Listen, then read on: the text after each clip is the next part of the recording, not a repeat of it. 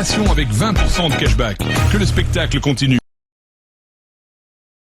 Retour donc sur ce plateau après les 90 minutes de cette rencontre entre l'Égypte et le Zimbabwe.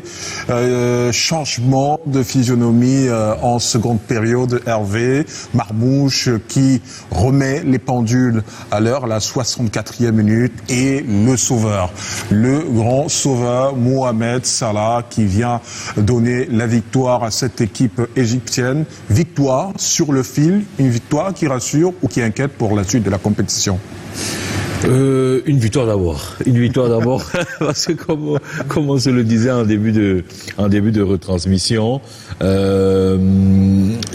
les grandes équipes veulent gagner. Elles veulent d'abord prendre les 3 points pour la première journée. Après, la manière on peut en reparler, mais c'est sûr que il y a beaucoup à dire après cette première sortie des pharaons d'Égypte. On l'a dit à la mi-temps, je crois qu'ils se sont un peu compliqués le match. Ils se sont un peu compliqués le match parce qu'ils avaient tout pour l'emporter, ou du moins pour ouvrir le score et se mettre même à l'abri très vite dans cette rencontre-là. Ils n'ont pas concrétisé les actions et donc du coup après le match de tir, il faut bien préciser. Voilà, après le match a été pénible pour eux et puis derrière l'équipe zimbabwéenne a pris confiance et sur un contre, elle marque le but qu'il ne fallait pas pour les Égyptiens parce que ça les fait douter. Ils vont à la mi-temps dans une situation de stress, ils reviennent étant stressés et puis il faut un exploit individuel. Et Marmouche fait l'exploit individuel, c'est-à-dire que c'est lui qui déboule sur le côté gauche et qui trompe le gardien zimbabwéen. Après le match, il est toujours un peu haché. Non, je crois que cette équipe égyptienne s'en sort plutôt bien parce que les pins dans le pied c'était vraiment les Warriors du Zimbabwe.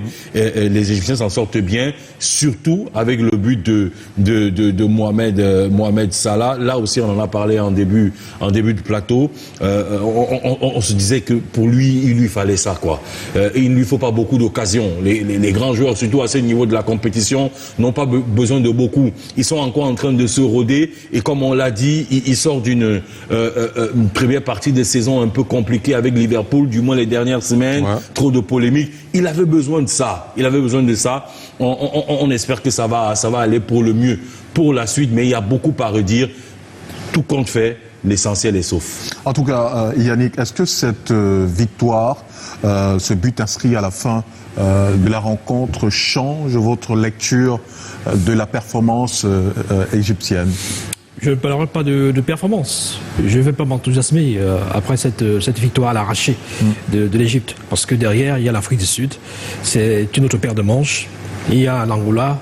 Ce sera peut-être au vu de ce que j'ai regardé, j'ai constaté dans ce match, peut-être on peut avoir un match équilibré entre l'Angola et l'Égypte.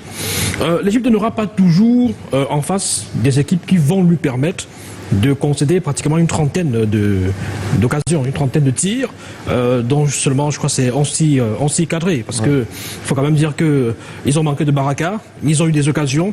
Et quand on manque souvent de baraka, c'est aussi parce que peut-être il y a trop de précipitation, trop de pression ou des mauvais choix qu'on a effectués dans le dernier geste. Peut-être on aurait pu faire une passe, on n'était peut-être pas bien placé. Quand on a essayé un geste qu'on a manqué, on aurait peut-être de la balle à son coéquipier bien démarqué. Donc c'est des choses qu'il va falloir régler pour pouvoir s'imposer dans cette poule, parce que je rappelle que l'Afrique du Sud est un gros morceau pour cette Égypte-là. Il faut quand même dire que les attaquants égyptiens sont battus, parce que vous avez quand même Marmouche, homme du match. C'est 6 tirs dans ce match. Mohamed Salah, c'est 2 tirs, dont un but. Trezeguet, 2 tirs, une passe décisive, notamment pour Marmouche. Donc, il faudra que l'Égypte capitalise le peu d'occasions qu'elle pourrait avoir pour les prochains matchs, pour pouvoir justement éviter ce qui s'est passé en 2024. J'ai l'impression qu'on a oublié. L'Égypte sort en 8e de finale, éliminée par la RDC au tir au but. L'Égypte avait fait une mauvaise phase de groupe, parce que l'Égypte avait multiplié 3 matchs nuls, avec un match nul contre le Mozambique, 2 buts partout, un match nul contre le Cap-Vert, 2 buts partout, un match nul contre le Ghana, 2 buts partout. Et je pense que le spectre de 2024 est encore en train de planer dans la tête des Égyptiens qui ont à cœur d'éviter non seulement d'effectuer une mauvaise phase de poule, mais aussi de ne pas sortir dès les huitièmes de finale. C'est très important pour une nation comme l'Égypte, avec notamment le retour à la tête, je veux dire l'arrivée à la tête de cette équipe de quelqu'un comme Oussama Hassan, qui est pratiquement le plus grand mythe footballistique de ce côté-là. Il est arrivé à la tête de cette équipe, peut-être pour redonner une certaine hargne et recommencer, reprendre avec des victoires. Ouais. Parce que depuis 2010, ça fait 15 ans, l'Égypte ne gagne plus rien. Merci monsieur, merci beaucoup. On retient quand même que on est monté d'un cran aujourd'hui dans le groupe B, parce que on a 3 buts inscrits lors de la première rencontre et 3 buts inscrits lors de la deuxième rencontre. 6 buts au total, comparativement à la journée d'hier où on a eu 4 buts inscrits. On ne s'ennuie pas depuis le début de cette compétition. On est déjà à 10 buts inscrits en 4 rencontres, c'est pas mal déjà. Et il y a déjà notre équipe, nos envoyés spéciaux André Mirabeau Mahop et Daniel Anissé-Boudier qui nous attendent juste après pour une autre édition spéciale. Mais je tiens à rappeler que Canal 2, partenaire de Fortine, a des maillots à votre disposition ici pour ceux qui veulent s'en procurer. Ils sont disponibles, les maillots au siège de Canal 2 International, et c'est pour toutes les bourses. Vous voyez les prix à l'image. Merci beaucoup d'avoir été des nôtres tout au long de cette journée. Je rappelle que demain, c'est un autre jour, un autre rendez-vous. À partir de 12h30, nous prenons l'antenne pour la rencontre RDC-Botswana et ensuite Sénégal. RDC contre le Bénin et le Sénégal qui jouera contre le Botswana. Merci de nous avoir suivis. On vous retrouve demain et retrouvez juste après André Mirabeau Mahop et son équipe à Agadir. À demain.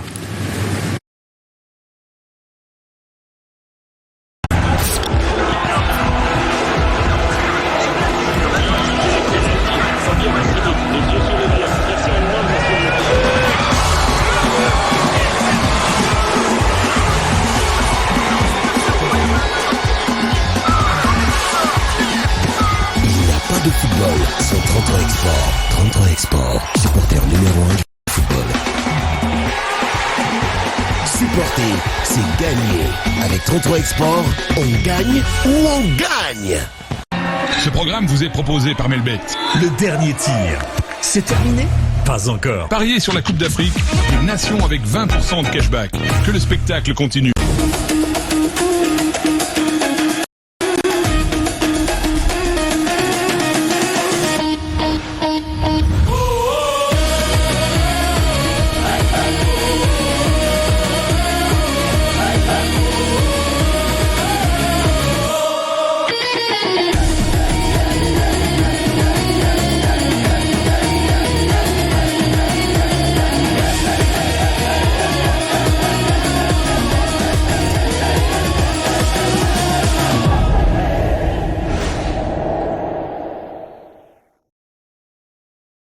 Vivez la Coupe d'Afrique des Nations, Maroc 2025.